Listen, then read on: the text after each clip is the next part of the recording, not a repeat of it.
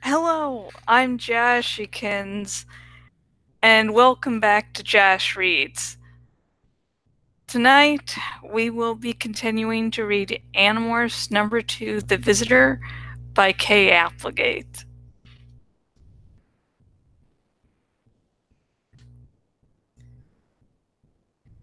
Visser Three in person is worse than Visser Three as a hologram. There's nothing horrible about him, not when he's in his normal Andalite body, at least. Andalites are strange looking, that's for sure. But they aren't frightening.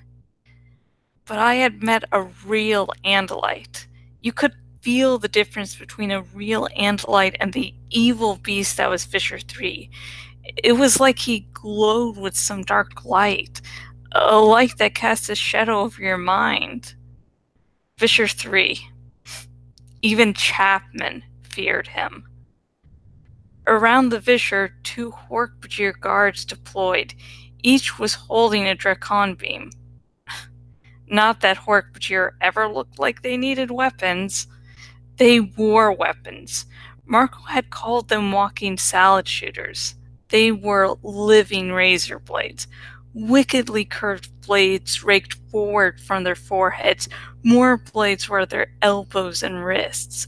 Their feet were like Tobias's talons, only much larger, like tyrannosaur feet. They were 7 feet tall, maybe a little more, with a spiked tail. The Andalite had told me that sorry. The Andalite had told us that the Hork-Bajir were good people enslaved by the Yeerks. That the same way the Yeerks wanted... Fuck. God damn it. Sometimes there's problems about doing this shit live. I can't wait till my laptop's... I get a new laptop. They were living razor blades. Wickedly curved blades raked for... And I just lost my... I'm so sorry. I'm gonna be so happy when I get a laptop and can actually do multiple takes.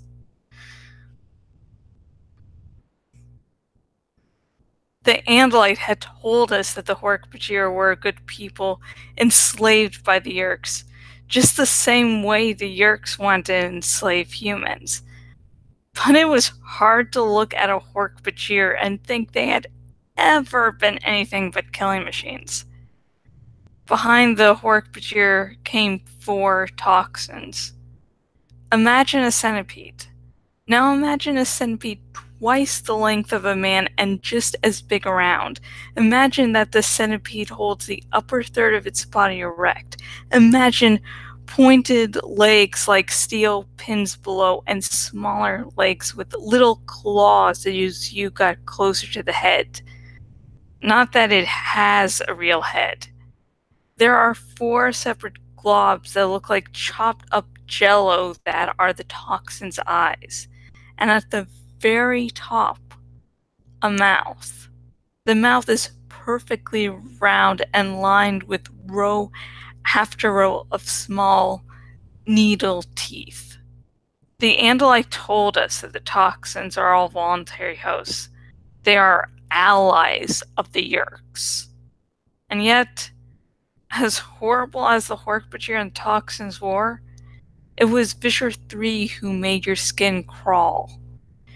Without the hologram communicator, the Visser communicated in the usual Andalite fashion. He thought spoke, much like we all did when we were in Morph.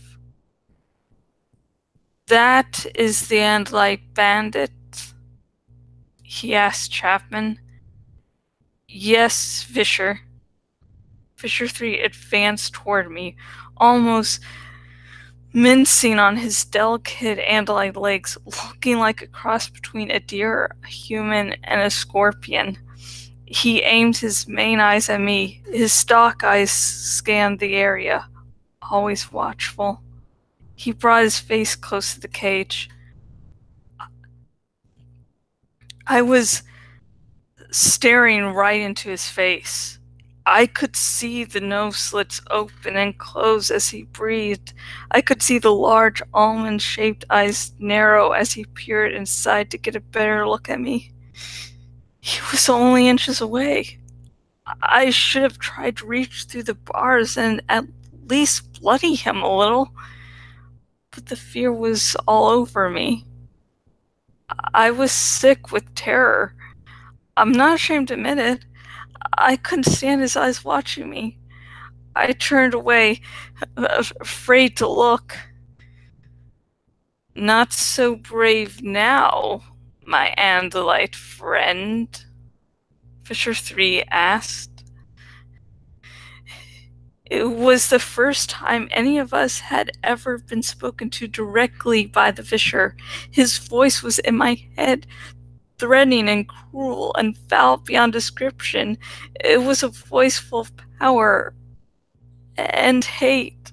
When he called me an Andalite, I almost burst out. No, no, Visser, not an Andalite, a human, a human. It was like I could feel the terrible force of his will battering me. In an instant, I knew. I would never survive his questioning. I would tell him everything. His power was 1,000,000 times greater than mine. His will was a vast, huge, irresistible thing. And what was I?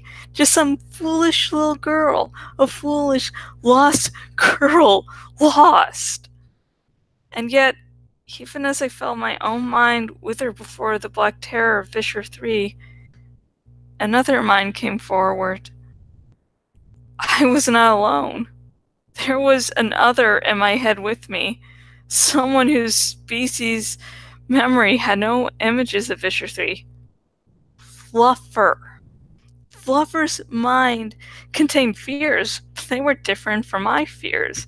Fluffer feared big predator birds. Fluffer feared loud, aggressive dogs. Fluffer feared dominant male cats. But Fluffer was not at all impressed by Visser Three. On the edge of absolute panic, I let the cat in my mind take over. I sank back, hiding behind the calm cat brain. Visser Three took the cage from Chapman. He lifted it up so he could see inside better. And what did I do? What did Fluffer do? He stuck his little pink nose up against the bars and sniffed the air. Fluffer wanted to find out what this creature was, and that meant getting a good smell of him. This is similar to the orange and black creature that invaded the pool, Visser Three said. It took me a second to track on this. Then I realized he meant Jake. Jake had been in his tiger morph when we battled in the Yerk pool. Yes, Visser, Chapman said. They are a family of animals, felines. These are the smallest. I see you damaged my servant in his 226 Andalite, Visser Three said to me. No one ever accused you Andalites of lacking courage. You are a race of fools, but brave. What was I supposed to say? Thank you? Why not answer me, Andalite? I know you hear my words. This charade is pointless. I know what you are. I said nothing.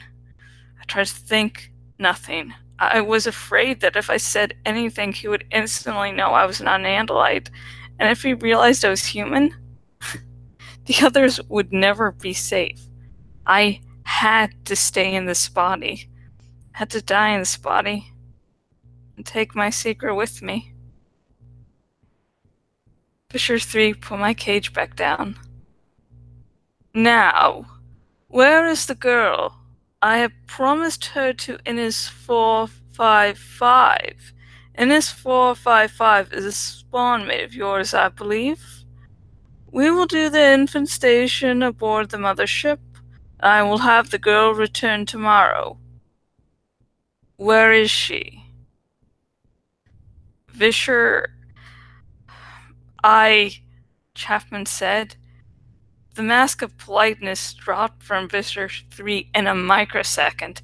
Even my cat eyes could barely follow his movements. They were so swift. Visser Three grabbed Chapman around the neck. His andalite tail arched forward. The dagger point of the tail was in Chapman's face. Do you defy me? It was like a hiss of a snake. No, Visser. Chapman was shaking like a leaf. I would never defy you. It's only the host, Chapman. He and the woman rebelled. Aren't you able to control your host? Visser Three sneered. Do you think the Andalite mind that still lives in this body never resists? Do you imagine that your human host is more powerful than my own Andalite host? This wasn't going very well for Chapman. Either the real human Chapman or the human controller that called itself Chapman. Visser, I only report the facts to you. My host is under control, but I'm constantly in contact with humans. I occupy a reasonable position in their society. I cannot have my host's body causing me to twitch and shake. Humans see such things as signs of mental illness. I could lose my position, and I would no longer be of any use to you. You are barely of use to me now. Visser Three sneered. Visser, my host begs to address you directly, Chapman said. Visser Three hesitated. I saw his stalk eyes scan around, checking for any signs of threat. Instinctively, I looked around too. I had no way of knowing how well Visser Three's borrowed Andalite eyes could see in the dark. But for me, the darkness was no barrier. Sorry. I looked. I didn't even know what I was looking for. But all I saw were the Hork Bajir and the toxins, the Yerk ships, silent and dark, and the buildings and forlorn construction equipment of the site. Then I caught a glimpse of movement. It was in the woods that bordered the construction site, a swift side-to-side movement, just the sort of thing my cat eyes noticed best. But when I stared closer, I saw no further movement. Probably just another Hork Bajir patrolling. I will allow the host to address me, Visser Three said. I craned my head up as well as I could to watch. For a moment, nothing changed. Then suddenly, Chapman sagged.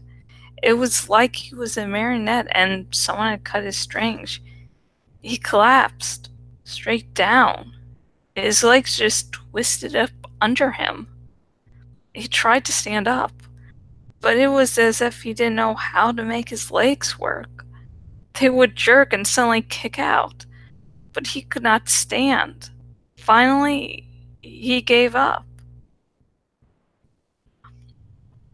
Visser, he mumbled. Visser, here, sir. Sorry, Visser. Visser Three. The real human Chapman had been out of control of his own body for so long he no longer remembered how to move or speak.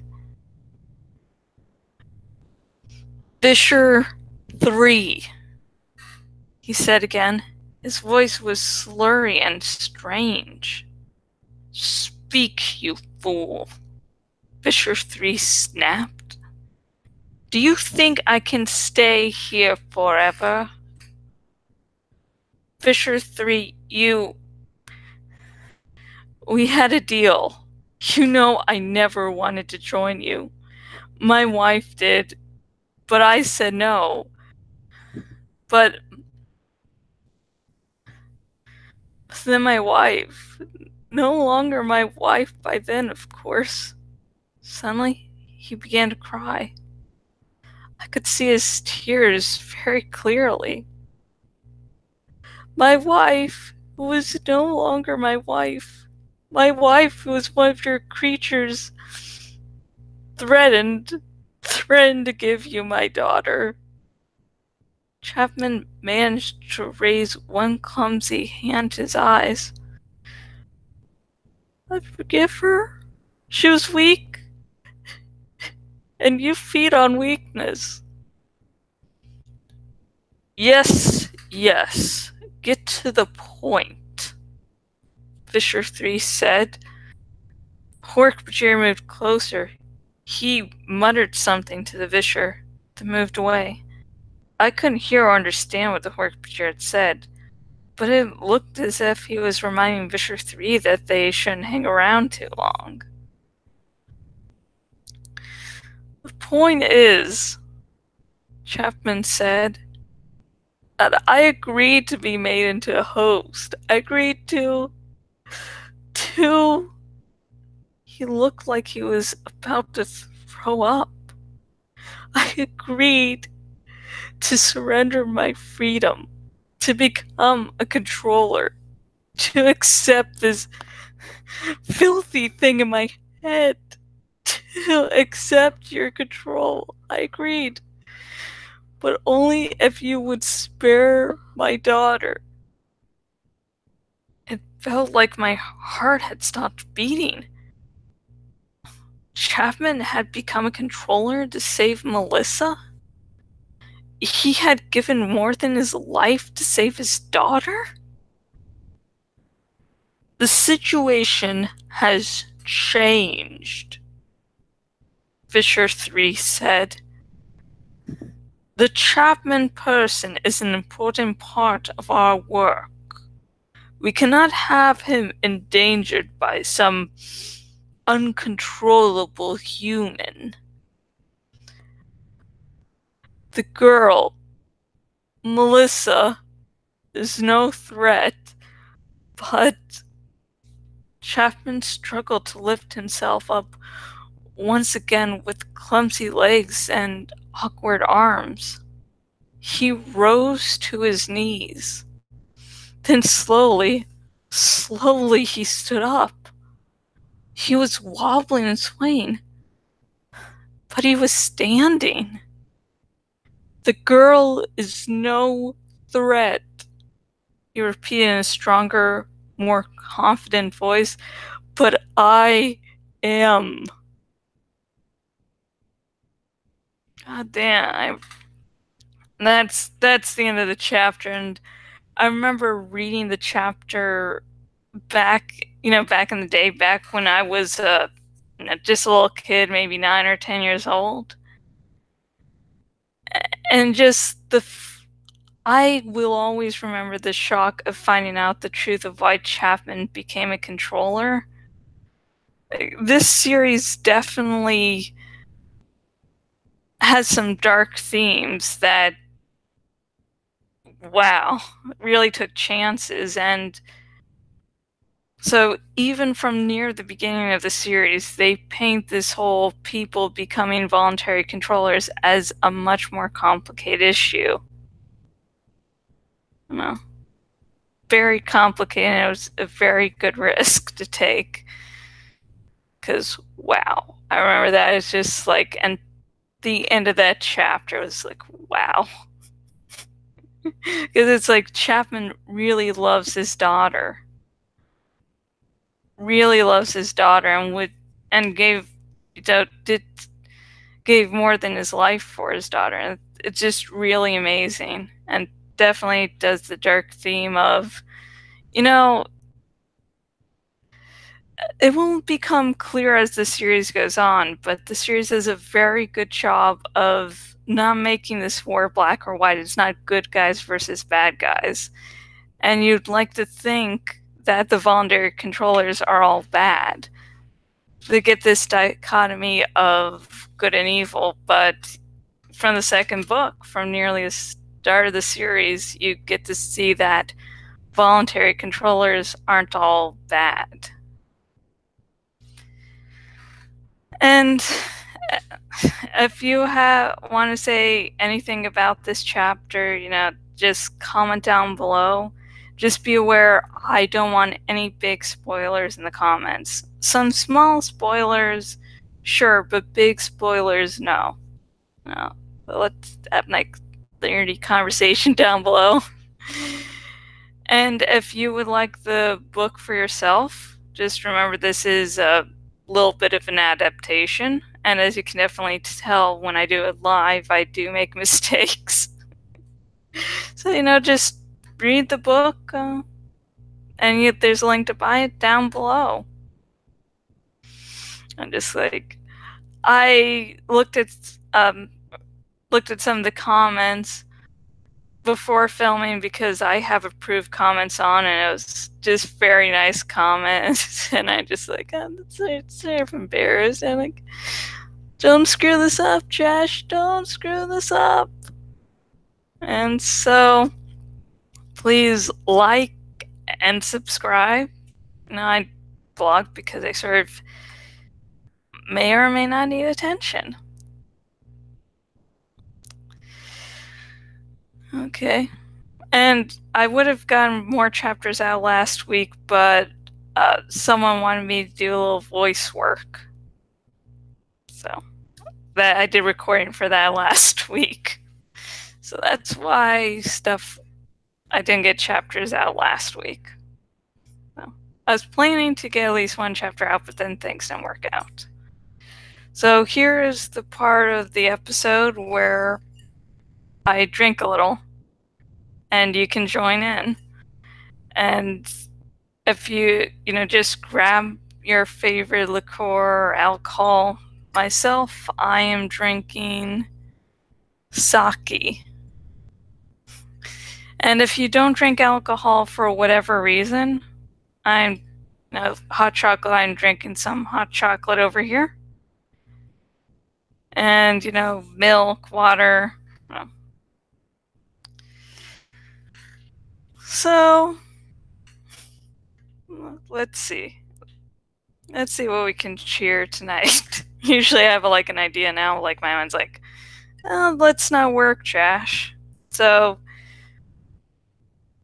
my fiance is going to be having a hectic day tomorrow, so let's, wish him the best of luck. We live an hour or two apart, and we're hopefully going to be moving in this year, so I can't actually be with him because I would like to de-stress him. And yeah, let's just, hope my fiance, Rev Resner, doesn't get too stressed out tomorrow. That, things work out perfectly.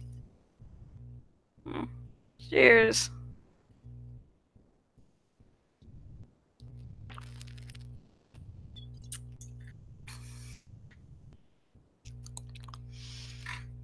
And a person actually asked me about sake, and I had to describe that it doesn't really have a pleasant taste, but I like it. So, I should have another episode out Thursday if everything works out. Which sometimes it does, sometimes it doesn't. And I hope you all have a great day, and until next video, goodbye.